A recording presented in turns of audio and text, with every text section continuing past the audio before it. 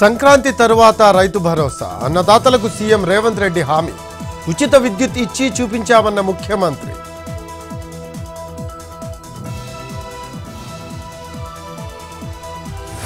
కాంగ్రెస్ ఏడాది పాలన వైఫల్యాలపై BJP charge sheet విడుదల చేసిన కేంద్ర మంత్రి కిషన్ రెడ్డి హామీలు అమలు చేయకుండా విజయోత్సవాలేంటని ప్రశ్న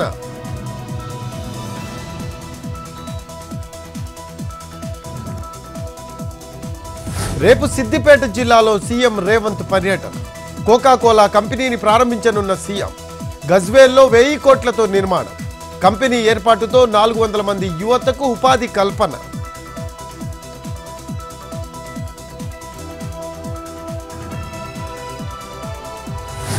మహారాష్ట్ర సీఎం అభ్యర్థిపై రేపే నిర్ణయం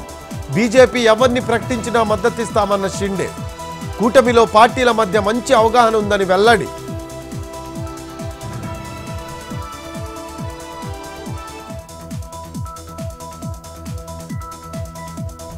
చెంచల్గూడ జైలు అధికారులను బురిడీ కొట్టించిన ఖైదీ